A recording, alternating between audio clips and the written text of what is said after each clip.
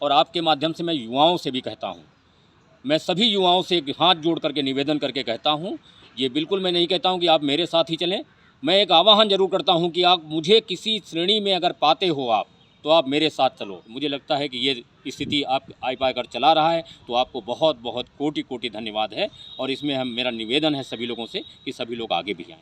एक पानी का निकास अच्छा हो जाए, तो जो आप डेवलपमेंट कराते हो, जो हमारा इस भारत के जनता का पैसा है, वो पैसा बर्बाद ना जाए। क्योंकि स्वास्थ्य के लिए भी हमारे प्रयास यहाँ पे मजबूत होने चाहिए कि जो आम नागरिक आता है उसको तुरंत कोई ना कोई स्वास्थ्य की व्यवस्था मिले। समी अहमद, सीतापुर से। आईपा यानी all India progressive politics association. AIPA एक ऐसा मंच है जहां पर हम बात करते हैं देश में प्रगतिशील राजनीति को बढ़ावा देने की, सामाजिक मुद्दों की, जन सरोकार से जुड़े हुए मुद्दों की। आईपा के मंच पे आज हमारे साथ में मौजूद हैं राजेश शुक्ला जी हैं, जो भारतीय जनता पार्टी के जिला महामंत्री हैं। इसके अलावा हम आपको बता दें कि ये पूर्व प्रत्याशी भी रहे हैं नगर पालिका परिषद सीतापुर के। राजेश शुक्ला जी हमारे साथ में मौजूद हैं। राजेश शुक्ला जी, आईपा के मंच पे आपका बहुत बहुत स्वागत है। धन्यवाद अभी। हम आपसे जानना ये चाहेंगे, जो प्रगतिशील राजनीति है उसको लेकर आप क्या सोचते हैं और क्या विचार है आपके मन में कि प्रगतिशील राजनीति कैसी होनी चाहिए? मुझे याद आता है हमारे विधायक भी हैं आदरणीय देवमणि दुबे जी लम्भुआ से।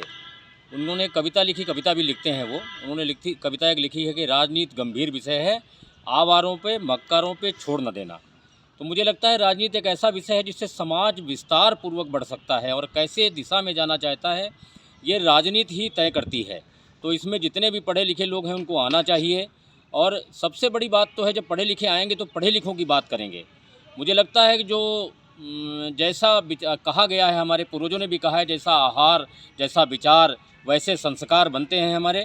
और संस्कारवान लोग अगर आएंगे, हिंदुस्तान में संस्कार का ही महत्व रहा है। आज सोने की चिड़िया से लेकर के जो भी बातें की जाती हैं वो संस्कार और ऋषियों मुनियों की धरती के विषय की बात रही है। तो ऋषियों मुनियों में हमेशा संस्कार की बात की जाती है। मुझे याद आता है, हम लोग ऐसे क्षेत्र से हैं जहाँ 88,000 ऋषियों, नैमिषारण्य में जब बात आई कि किसी राक्षस को मारना है और समाज को बचाना है, तो महर्षि दधीच जी ने अपनी हड्डियों और अपने शरीर का भी दान दिया था। ये भी एक सामाजिक ही कार्य है। राजनीति भी मुझे लगता है कि सामाजिक कार्य ही है। जिस संस्कार से लोग आएंगे उस संस्कार की स्थितियां राजनीति में प्रबल होंगी।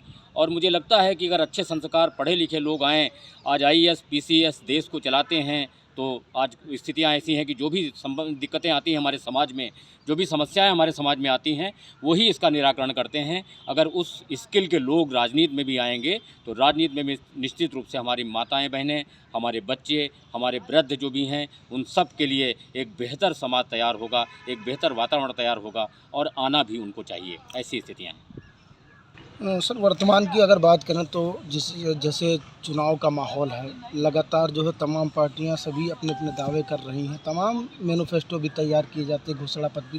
कितने पूरे होते हैं, कितने अधूरे रहते हैं 5 सालों में? मैं आपको बताऊं, अगर दलगत राजनीति से ऊपर उठ करके अगर बात करें आप, मैं भारतीय जनता पार्टी का, वैसे भी नगर पालिका परिषद का चुनाव भी पार्टी ने मुझे लड़ाया। मैं सदस्यता अभियान का प्रमुख भी रहा, उसके बाद महामंत्री भी उन्होंने मुझे बनाया है। लेकिन अगर मैं इन सब चीज़ों से हट करके बात करूं, तो मुझे लगता है कि मेरी राजनीतिक कार्यकाल, जैसे मैं 95 में सभासद हुआ था, उसके बाद 10 साल सभासद रहा, फाइनेंस कमेटी का चेयरमैन भी रहा नगर पालिका परिषद सीतापुर में। तो मुझे लगता है कि जो सामाजिक दायरा है, जैसे जो सामाजिक समीकरण है, उस सामाजिक समीकरण में मैं एक ही उदाहरण लेता हूं कि कोविड कार्यकाल में बहुत से देशों में खाने के लिए मारामारी हो गई।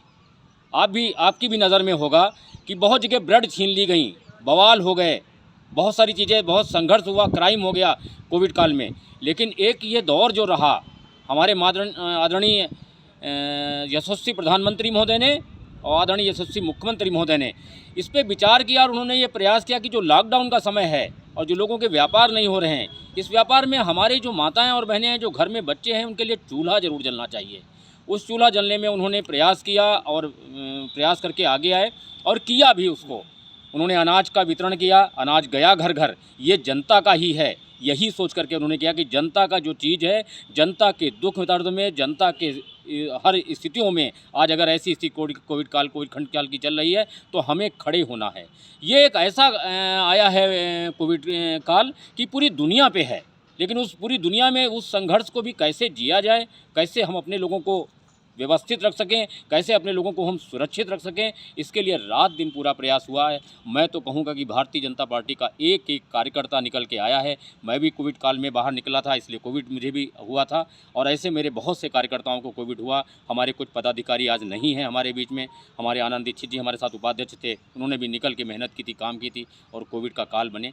ऐसे बहुत से ऐसे लोग हैं। तो ये चीज़ भी निकल के आई कि एक सामाजिक दायरे में जो निम्न वर्ग का व्यक्ति था, जो निम्न जिसके घर में स्थितियाँ वैसी थी कि हम रोज़ कोई ना कोई काम करके मेहनत करके लाते थे, तब हमारा चूल्हा जलता था। ऐसे लोगों के लिए भी इस राजनीति के परिदृश्य में जो भी हमारा नेतृत्व है, उन लोगों ने सोचा है और उसके लिए काम करने का पूरा प्रयास किया है। आप बीजेपी के महामंत्री, जिला महामंत्री के साथ साथ में सीतापुर जिले के नागरिक भी हैं। अगर बात करें सीतापुर जिले में विकास की, तो लगभग सड़कों की और स्वास्थ्य और शिक्षा में कितना काम हुआ है सीतापुर जिले में? मैं आपको बताऊं, आपने बहुत बढ़िया क्वेश्चन किया है और मैं 95 में यहाँ सभासद था। बहुत कम एज थी हमारी उस समय, जितनी एज होती थी चुनाव लड़ने की वही एज हमारी पूरी हुई थी। लेकिन मन में था कि कुछ करने का विचार था। लखनऊ यूनिवर्सिटी और बाहर पढ़ने की वजह से थोड़ा सा ये सारी चीज़ें रहीं। आपके यहाँ सीतापुर में आज भी एक भी सीवर नहीं है।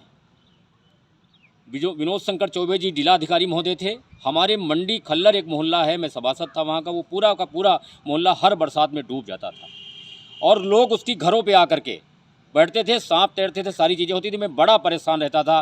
पूरी बरसात भर हम कहीं टेबल लगवा रहे होते थे, कहीं कुछ कर रहे होते थे, कहीं कुछ कर रहे होते थे। हमने उनसे निवेदन किया और उस पीरियड में उन्होंने 38 लाख रुपये सेंक्शन किया था। आज भी आपके पूरे सीतापुर में एक ही सीवर है। व्यक्ति अगर चाहे तो सारे काम हो सकते हैं। आज जब दिक्कत हुई खूबपुर मोहल्ला में, तो उसी सीवर से, उस सीवर की वजह से आज पुल के उस पार की जो हमारी स्थितियां हैं वो कंट्रोल हो पा रही हैं। ये तो हमें सोचना भी होगा, ये तो हमें सोचना भी चाहिए।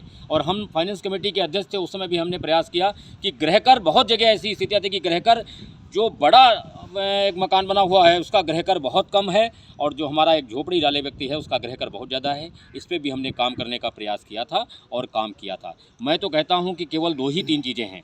एक, पानी का निकास अच्छा हो जाए, तो जो आप डेवलपमेंट कराते हो, जो हमारा इस भारत के जनता का पैसा है, वो पैसा बर्बाद ना जाए। क्योंकि पानी जब भरता है तो कहीं पे भी गंदगी होती है, कहीं पे कीड़े पड़ते हैं, उससे स्वास्थ्य भी हमारा ख़राब होता है और हमने जो डेवलपमेंट करा है वो भी हमारा ख़राब होता है। तो सबसे बड़ी ज़रूरत ये थी कि पानी के निकास की तैयारी की गई होती। मुझे लगता है कि नगर पालिका के द्वारा ये अभी तक नहीं हुआ है। हम लोगों ने एक प्रयास किया था, एक सीवर उधर डलवाया गया था। इस पर पहले विचार होना चाहिए और अगर ये विचार पे हम कामयाब हो गए तो स्वास्थ्य की भी ज़रूरत हमारी कम पड़ेगी। स्वास्थ्य के लिए भी हमारे प्रयास यहाँ पे मजबूत होने चाहिए कि जो आम नागरिक आता है उसको तुरंत कोई ना कोई स्वास्थ्य की व्यवस्था मिले। इस पर हालांकि हमारे नेतृत्व ने काम करने का प्रयास किया है कि कोविड काल, खंड काल को समस्या आई, मैं ये नहीं कहता हूँ नहीं आई, लेकिन उस समस्या को कैसे किया जाए इसके लिए पूरे प्रयास किए गए हैं। सर, आइपा लोगों के बीच में जा रहा है, लोगों के मन की बात को जान रहा है, प्रगतिशील राजनीति को बढ़ावा देने की लगातार बात कर रहा है। आइपा की इस पहल को क्या कहेंगे? मैं तो कहता हूँ बहुत बहुत धन्यवाद है उनको और आपके माध्यम से मैं युवाओं से भी कहता हूँ, मैं सभी युवाओं से हाथ जोड़ करके निवेदन करके कहता हूँ, ये बिल्कुल मैं नहीं कहता हूँ कि आप मेरे साथ ही चलें। मैं एक आह्वान जरूर करता हूँ कि आप मुझे किसी श्रेणी में अगर पाते हो आप, तो आप मेरे साथ चलो। बहुत से बहुरूपिये घूम रहे हैं, बहुत से बहुरूपिये टोपी लगाए पता नहीं क्या क्या कर रहे हैं, पान टपकाते हुए, कहीं कुछ और बताते हैं, कहीं कुछ और बताते हैं। लेकिन मेरा निवेदन है व्यक्तिगत रूप से आपसे, आप एनालिसिस करो। संपूर्ण जनता से मेरा निवेदन है, खासकर युवाओं से जरूर मेरा पूरा निवेदन है कि आप एनालिसिस करो कि कौन सा व्यक्ति ऐसा है जिसको हम अपने बहन के साथ, अपनी माता के साथ, अपने परिवार के साथ घर में बैठा सकते हैं और उससे निवेदन कर सकते हैं कि उसकी बहन हमारी बहन भी होगी। ऐसा एनालिसिस करके ही हम ऐसे व्यक्ति को चुनें कि जो निश्चित रूप से हमारा परिवार जैसा लगे।